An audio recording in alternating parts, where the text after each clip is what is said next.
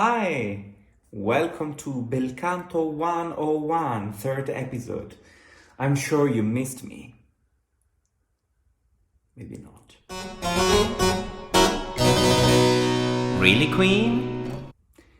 I swear I'm not being sponsored by Writer. Not at all. No, I'm not. I have a blue polo shirt.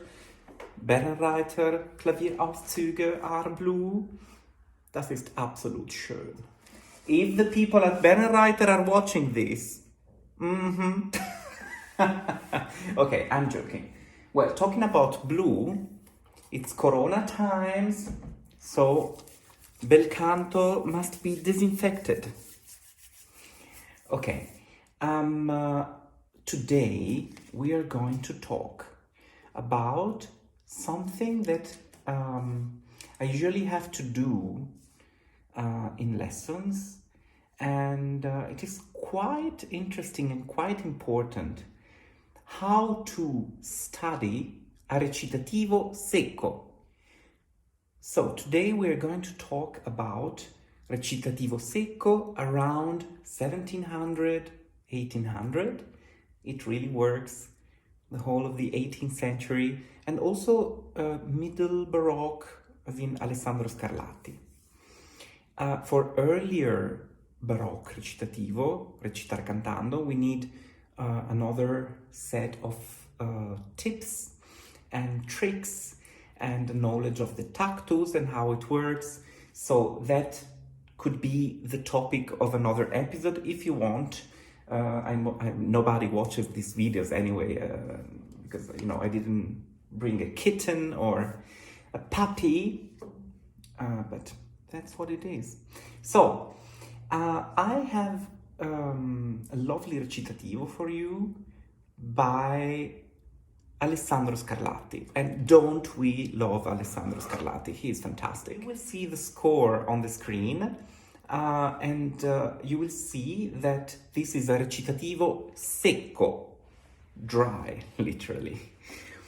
A recitativo secco is a recitativo where the composer has only written the bass line without the chords that you have to play. And if you're lucky, there are some figures. Sometimes they omit the figures because they suppose that the player is educated enough to know them on the spot.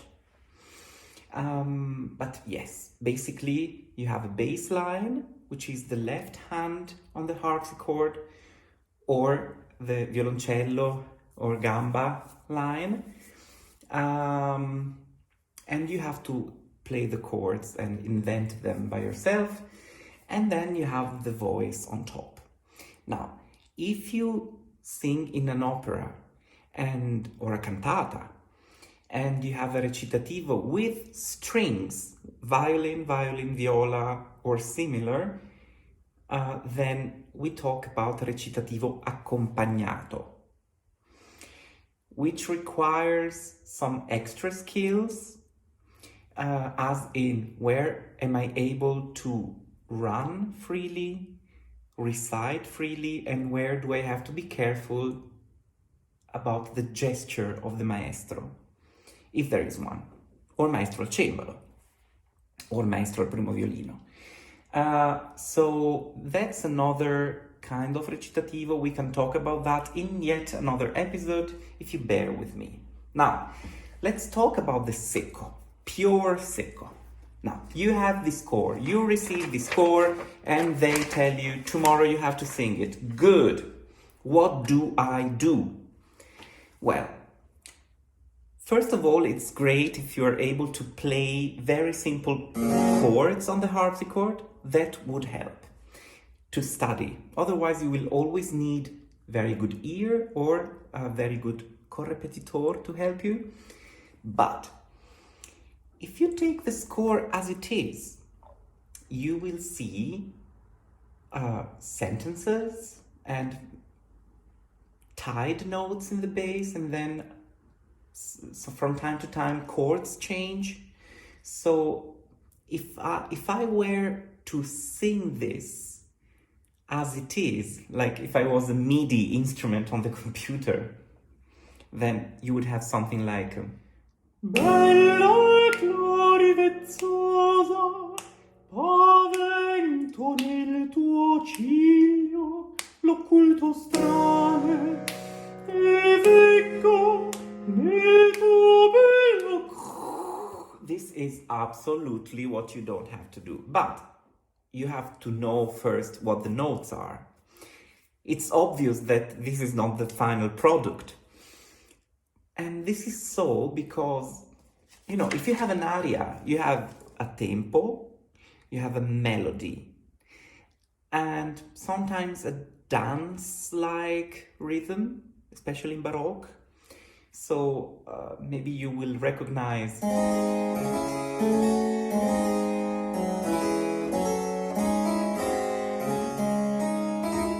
Sento nel cuore, cerco d'onore. So you have a very clear 3 rhythm. In recitativo, you don't work with tempo as in an aria. A recitativo, the word says itself, it's about recitation. And as the Baroque books always say, recitation and declamation. So here the speech is what rules.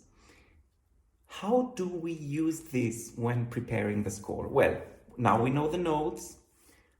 And now that we know the notes, we have to go to the most important thing, which is the text. Always the text. First, the text. Never attempt to sing a recitativo without reciting the text out loud first and finding the metrics. I'll give you an example. Here we have, as 99.9% of the recitativi, a metric of 7 and or 11 syllables. And this is so from Petrarca to Puccini, and it's so 7, 11 syllables. And this is meant to imitate the speech of declamation in cultivated literary Italian. Zum Beispiel. Bella clorivezzosa, 7. Pavento nel tuo ciglio, 7. L'occulto strale veggio, 7. Nel tuo bel volto ascoso, 7. Del mio core il periglio, 7. We have a series of 7. What does this tell us as a performer? Knowing this bow of 7 syllables, 7 syllables, 7 syllables, we know where the end of the poetic verses are. That's where the appoggiatura comes, or should come. It works practically always. Bella clorivezzosa, pavento nel tuo ciglio, l'occulto strale e veggio nel tuo bel volto ascoso del mio core il periglio. Now that we have the metrics, then you can do the interpretation. Am I angry? Am I in love? Am I sad? Am I funny? And it's quite sentimental. So, my beautiful Clori, I am quite afraid that you hide the arrow of love in your eye, and etc., etc. So we're not going to declamate that as in Bella clorivezzosa, pavento nel tuo ciglio, l'occulto strale veggio. That would be out of the context and of the style. Now, here comes the super solution. How quick do you have to sing this? Well, exactly how quick you would recite it. Ba-bam! I give you an example. Bella Clori vezzosa, pavento nel tuo ciglio l'occulto strale e veggio nel tuo bel volto ascoso del mio core il periglio. Tapatata tatata, tapatata, it's quite Italian, no? Bella Clori vezzosa, pavento nel tuo ciglio l'occulto strale e veggio nel tuo bel volto ascoso del mio core il periglio.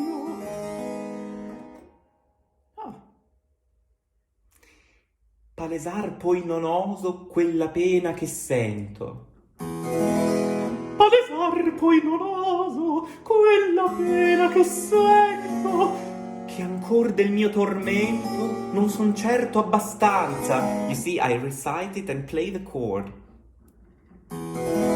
Palesar poi non oso quella pena che sento, che ancor del mio tormento non son certo abbastanza. E non so qual fortuna avria presso al tuo cor la mia speranza. So, basically, if we know that the verse is 7 or 11, we know what is the strongest syllable in our sentence, in our verse, and that's always the last syllable of the poetical line. And mostly that's where you will put an appoggiatura. The appoggiatura, as you can see, is almost never in the score because the composers knew at the time that the singer would know where to put them. That's why you have to add them. Now, Bella Clori vezzosa. On the score you have ta ta ta ta ta ta ta. Obviously, now we know that it's 7 syllables and that we can put an appoggiatura on this last stressed syllable, which is vezzosa. Bella Clori vezzosa. And now you will think, oh yeah, that's what I normally hear in a recitativo, hopefully. Pavento nel tuo ciglio. 7. Pavento nel tuo ciglio. Let's put an appoggiatura. Pavento nel tuo ciglio. Aha. L'occulto strale vengo. This is a tricky one because the syntax has an enjambement, which means the sentence is split between 2 lines. So here, depending on your gusto, you will go on and just link it to the next 7-syllable verse and don't make a fuss of it, or you stop dramatically there and put the appoggiatura. So option number 1, dramatic appoggiatura. L'occulto strale e veggio. Or you think, e veggio nel tuo bel volto, it goes on, I see in your fair face. E veggio nel tuo bel volto ascoso del mio core il periglio. Del mio core il periglio. See, the speed of the speech is the speed of the recitativo. Palesar poi non oso. 7. Palesar poi non oso. Palesar poi non oso quella pena che sento. 7. Che ancor del mio tormento. 7. Non son certo abbastanza, e non so qual fortuna avria presso al tuo cor la mia speranza. Oh, we have an 11 at the very end. E non so qual fortuna, 7, avria presso al tuo cor la mia speranza, 11. When you have 11, there is a cesure in the middle, because it's a pretty long line, and that means you have a little bit more Gestaltung, shaping, and then avria presso al tuo cor la mia speranza. And you will notice that I am totally ignoring the rest after cor, because the priority is to make the whole line together, the poetical line. If the poetical line here is 11 syllables, you want to join it. And the rest is there because Alessandro Scarlatti has to fill the bar, and it has to be 4 beats.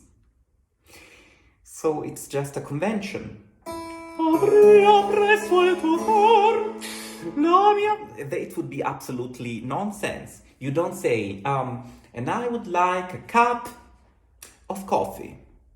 Well, you would if you want to be funny. Girl! No. So, which leads me to another common mistake, which is very, very common when you have a singer who is thinking more about the sound than about the metrics. You will see what I mean. Now I'm going to do the parody. Bella clarivezzosa, pavento nel tuo ciglio, l'occulto strale, e veggio nel tuo bel volto ascoso, nel mio cuore periglio. What am I doing wrong? I am making the unstressed syllable at the end longer than the stressed one, which is in Italian a lethal mistake. No, don't go there. Good God, get a grip, girl. When you have a stressed syllable in Italian, that's the long one. That's the one you sit on, you lean on. That's why it needs an appoggiatura. Appoggiarsi means to lean on something. When you play the piano, you do duru, vezzosa. It's exactly the same. You never go vezzosa. So instead of it's not realistic, because translated to speech, that would be bella clorivezzosa, pavento nel tuo ciglio, l'occulto strale. No. Bella clorivezzosa. Bella clorivezzosa, pavento nel tuo ciglio, l'occulto strale, e veggio nel tuo bel volto ascoso, nel mio cuore il periglio. Palesar poi non oso quella pena che sento, che ancor nel mio tormento non son certo abbastanza, e non so quale fortuna avria presso al tuo cor la mia speranza. And that's how you more or less do it. Text, recitation. Which syllables are long? Which are short? Where do I put the appoggiatura? Is it where the poetical line ends? Yes. Am I also caring about how quick my speech is when I recite? Am I angry? Am I sad? Am I reflecting that in the speech of the recitativo? Or am I just like a broccoli?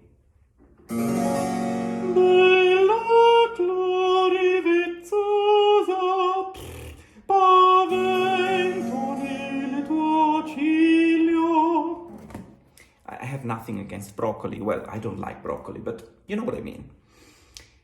But also, you can't just rush like it's fashion nowadays. Oh, let's be baroque, let's rush it. Bella florivezzosa, pavento nel tuo ciglio, l'occulto strale, e veggio nel tuo bel volto ascoso, nel mio cuore il periglio. What? Like, what? Really, Queen? No. You have to do it as quick as you would recite it, if you were an actor, of course, in Italian. Which also means you have to be familiar with Italian. Yes. So that's more or less how you very quickly prepare a recitativo. On top of that, did you notice those lovely raddoppiamenti fonosintattici? E veggio. The text is e veggio. After e, you have to double the v. E veggio. This I had to learn too, because where I come from, we don't do that in Italian.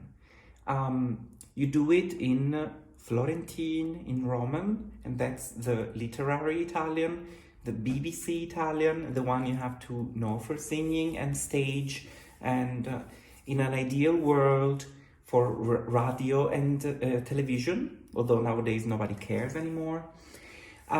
So you have to know that after some of those one-syllable words, you double the next consonant. So, e veggio. E veggio nel tuo bel volto vascoso. What is the next one? Palesare quella pena che sento. Ah sì. Che sento. After che, you double. Quella pena che sento. Che sento. 2, 3 S. Che sento. Che ancora mi tormenta non succede abbastanza. E non so. E non so. E non so. 2N. If you have time. Here we could forgive that you don't do it. E non so. Avrei preso al tuo cor la mia speranza. Plum plum. Okay. So that's more or less how you do it. And I hope it helped a little bit. I can't do a 30 minutes video. But if you have questions, write me. And we can do another episode with recitativo accompagnato. And with recitar cantando Monteverdi Cavalli. I hope you liked it, and I hope you like Alessandro Scarlatti. If you don't, unfollow me.